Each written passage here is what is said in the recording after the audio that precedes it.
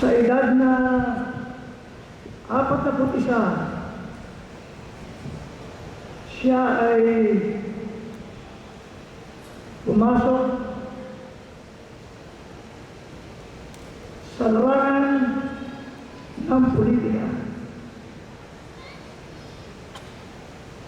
bilang kandidato sa pagkakongresista ng unang purok ng lalawigan ng Quezon. Siya ay may kahandaan sa maraming bagay. Kaya siya ay madaling nagwagi sa mahigit na 7 naglaban-laban. Kasama na ang nanunungkulang gobernador.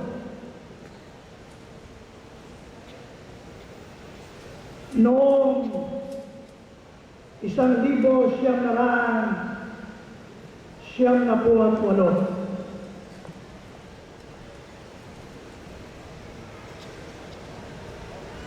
Siya ay nagmula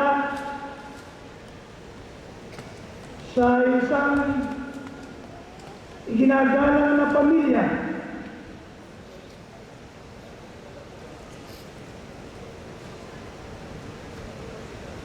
isang pangalan na doon sa bayan ng Lukban ay nagsimula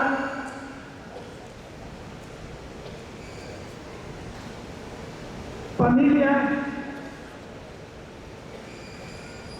na pinagmulan din ng naging vice alcalde na kanyang lolo,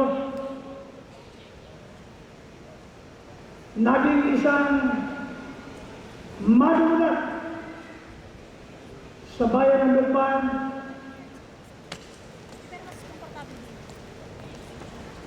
pamilya at angka ng Nantes.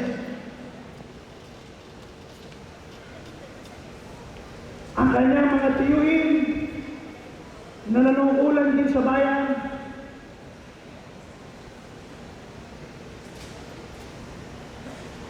pamilyang iginagalang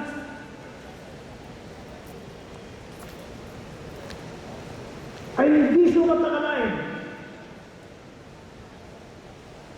na isang anak ng Lukban, anak na ang kanyang ama ay nagiling isang pulong bayan. Marahil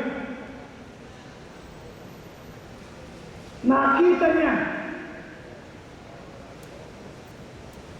at doon niya minana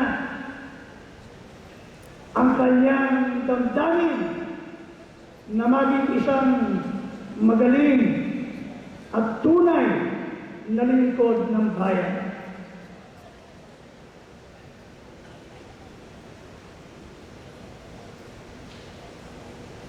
Siya ay nahalaw bilang kongresista samantalang ang inyong lingkod ay nasa 6 na taon na sa larangan ng politika sa bayan ng Lukban. Kami ay nagkasabay at nagkasama sa paglilingkod sa ating mga kababayan.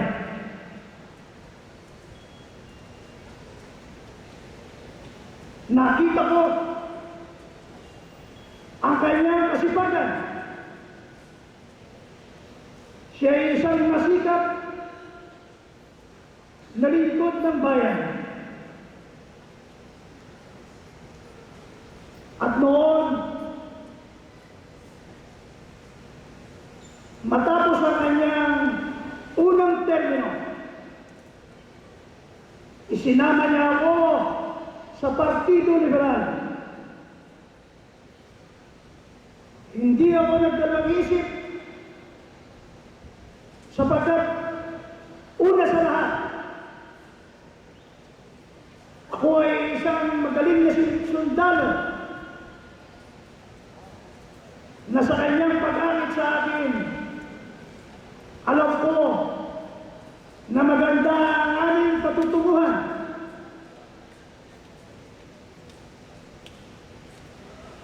At noon,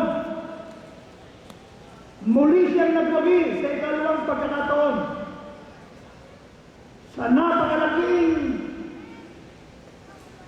abante sa kasaysayan ng politika sa unang puro ng lalawigan ng Quezon. Hanggang sa ikatatlong termino, halos wala nang lumaban sa kanya. At siya ay naging isang magaling na kongresista. Ang mga pondo na kanyang dinala sa unang puro ay galing sa mga ahensya at pondo ng kung saan-saan ahensya, kabilang na ang Pangulo ng Pilipinas.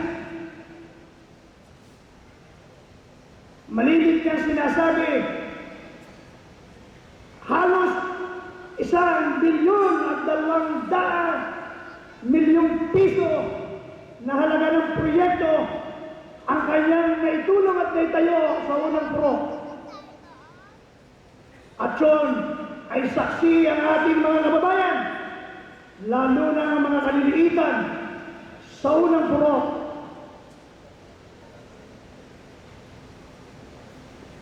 Ako ay naging saksi sa kanyang mga pakikipag-ugnayan sa mga matataas at malalaking politiko. Tanda-tanda ko pa ang mga sandali na kami ay magkasama magmula noong siya ay maging unang congressman ng unang puro.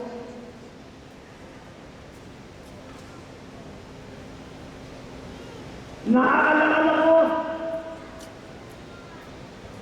matatapos na ang aking ikatatlo at huling termino bilang alkalde ng bayan ng Lubang.